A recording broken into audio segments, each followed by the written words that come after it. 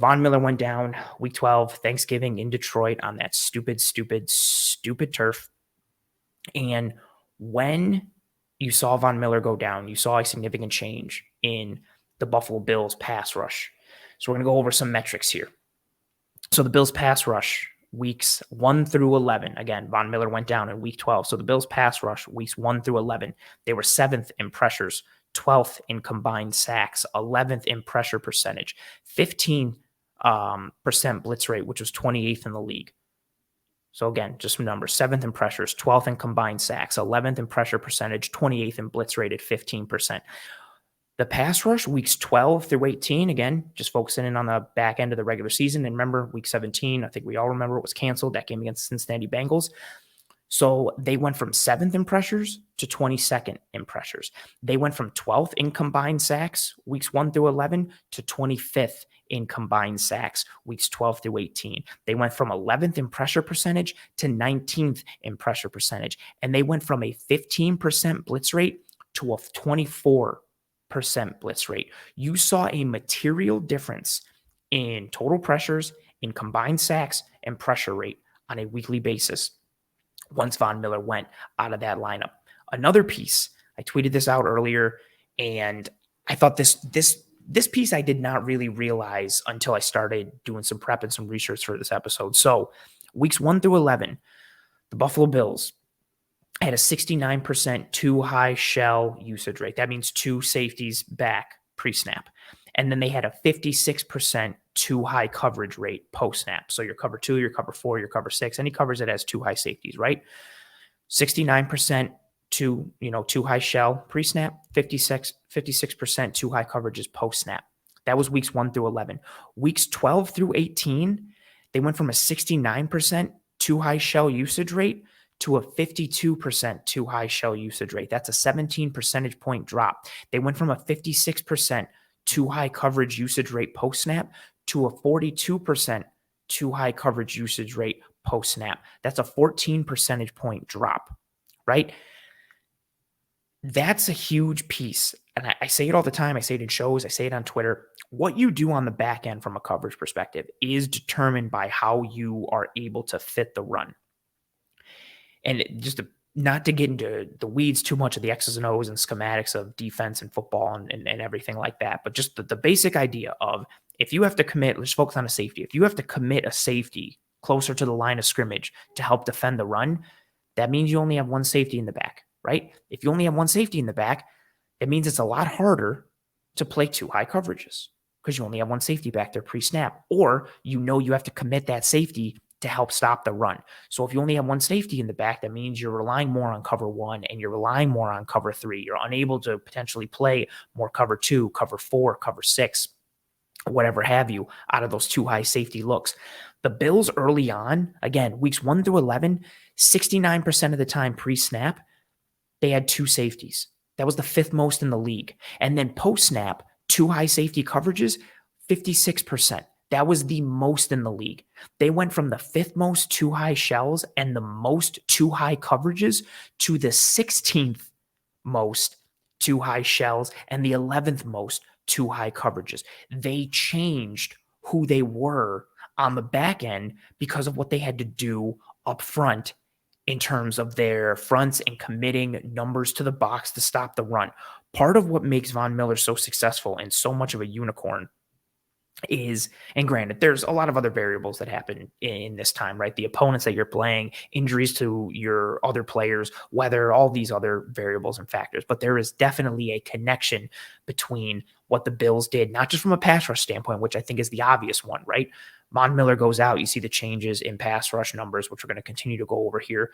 But those other effects, the changes in coverage, because the Bills had to commit more numbers to the box, how you fit the run determines what numbers you can commit to coverage and thus determines what coverages you can play. Von Miller's ability as a run defender and the gravity he carries freed others up versus the run. First of all, he's just a good run defender. His ability to get into the backfield, knife into the backfield, generate chaos, and create tackles for loss for himself or someone else, it's an underrated part of his game. It always has been. He gets thought of as this tremendous pass rusher, which he is, But what gets lost in that is how good he is against the run. So you take a player who's good against the run in and of himself, but again, because he has that gravity, he has the same gravity against the run that he does in the pass rush. So all of this talk like, oh, well, if he gets double teamed in the pass, that leaves Greg Rousseau one-on-one or Ed Oliver one-on-one or Daquan Jones or whoever. It's a similar effect against the run. It creates more one-on-one opportunities or more gaps that can potentially open up for other players to get into and win in because of his presence on that defensive line. And again, there were other variables present in the difference between weeks 1 through 11 and weeks 12 through 18, but the numbers are legitimately and significantly different. And then if you look at the Bills' rushing defense DVOA at that time, weeks 1 through 11, the Bills were third in rushing defense DVOA. Weeks 12 through 18, they weren't bad, but they were ninth. They dropped 6 spots.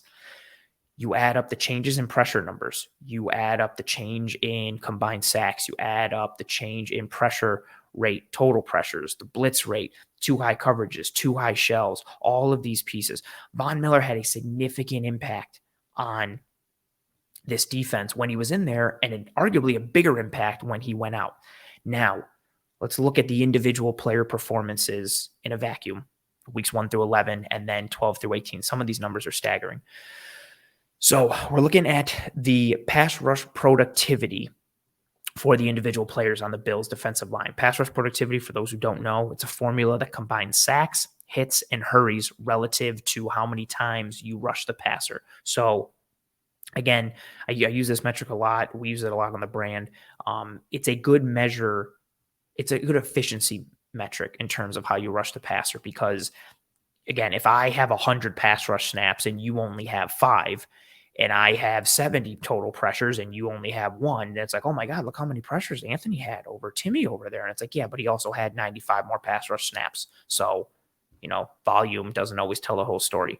So again, looking at the Buffalo Bills, individual defensive line players and their pass rush productivity. Weeks 1 through 11, when Von Miller was fully present, there were 240 qualifying defensive linemen who had at least 20% of pass rush snaps. So weeks 1 through 11. Okay. Greg Rousseau was 8th at 10.6. Von Miller was 18th at 9.1. Jordan Phillips, 22nd at 8.9. AJ Epinesa was 41st with a score of 8.0. Shaq Lawson was tied for 52nd. Boogie Basham was 60th. Daquan Jones, 115th. Tim Settle, 210th. But if you look, so out of those 240 qualifying defensive linemen in weeks 1 through 11, the Bills had 1, 2, 3, 4, 5, 1, 2, 3, 4, 5, 6. I lost my train of thought there. Had 6 players in the top 60 in terms of pass rush productivity, weeks 1 through 11. That's pretty good, especially considering how much they rotate, right? That it shows the rotation, that shows the efficiency, that shows the attack mind that they have. Now, if you take the Bills' individual players' pass rush productivity weeks 12 through 18, I should also mention weeks 1 through 11, Ed Oliver didn't count because he didn't meet the threshold for 20% of pass rush snaps because he was banged up. He missed a bunch of time early on, so he did not qualify. So if you're seeing him, oh, where was Ed Oliver there? Yada, yada, he didn't qualify.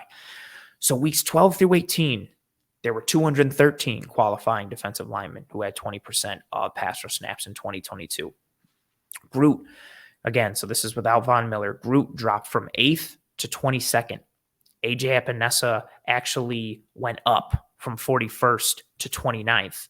So not too bad for him. A good jump. We're going to talk about him in a little bit, but just going over everybody. Greg Rousseau, 22nd.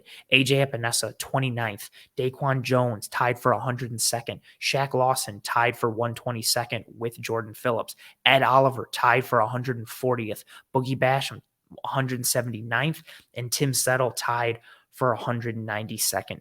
With Von Miller in the lineup, you had 6 different defensive linemen who were in the top 60 out of 240 for pass rush productivity. And you had 2 in the top 20, 3 in the top 22, 4 in the top 41 with Von Miller in the lineup. Fantastic, right? Maybe not fantastic. Maybe if you don't want to go that high, but good, right? Without Von Miller, they had 2 in the top 30. Greg Rousseau at 22nd, AJ Epinesa at 29th. They had no one else in the top 100 without Von Miller.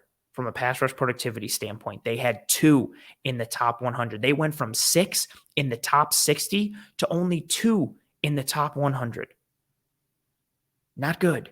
Not good, not good, not good, not good. And now you take this group that this position group, defensive lineman, that was 17th in defensive line spending last year, now is slated to be 3rd in defensive line spending. And it's like, what is kind of where is that money going into? And as Roy says, Tim Settle was a bit disappointing. Tim Settle was a lot disappointing. Again, even when Vaughn was cruising, right, in weeks 1 through 11, out of those 240 qualifying defensive linemen, Tim Settle was 210th out of 240 in pass rush productivity. And then weeks 12 through 18, without Vaughn, 213 qualifying defensive linemen, Tim Settle was tied for 192nd. Bottom of the barrel in a lot of metrics. Somebody asked me earlier on Twitter, my thoughts on Tim Settle. And 1, the metrics are just terrible for him. But 2, I go back and I think about Tim Settle's play on the year, and I just don't remember ever seeing him. I feel like I can count on 1, maybe 2 hands. The good plays or flashes or pops that I saw, he just was not there. I mean, he played, and I know he was banged up a bit, but yeah, it just felt like he was a ghost, not just on the stat sheet, but just from an in-game perspective, just somebody who you really have to sit and try and recollect, pretty hard if he actually played. Bills are electric coming in saying Ed Oliver was pretty low, eh? Yeah. So again, he didn't qualify for weeks 1 through 11 because he missed time, but he did qualify for weeks 12 through 18. And out of those 213 qualifying defensive linemen for pass rush productivity, he was tied for 140th out of 213. So yeah, pretty low, and not something you want really from anyone, but especially somebody who you needed to be able to rely on, and somebody who was a top 10 pick just a few short years ago and was playing for, potentially a large second contract, whether in Buffalo or somewhere else. So not a good season for Ed Oliver at all. Not good, not good, not good. If you want to look at numbers overall, these are some more bad numbers.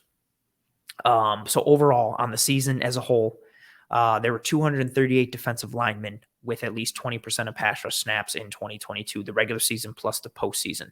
And if we're looking at PRP for the entire season, again, pass rush productivity, and to put it in perspective, Josh Uche from the Patriots was 1st at 12.8. I mentioned some of these numbers a couple weeks ago, but if you're looking where everybody finished on the year, so not breaking it up into, with Vaughn and without Vaughn, year as a whole, regular season and postseason, 238 defensive linemen qualified. Vaughn finished tied for 13th in PRP. Groot finished tied for 15th. Epinesa finished tied for 56th. So you had 3 players in the top 60, 2 in the top 15, which is cool.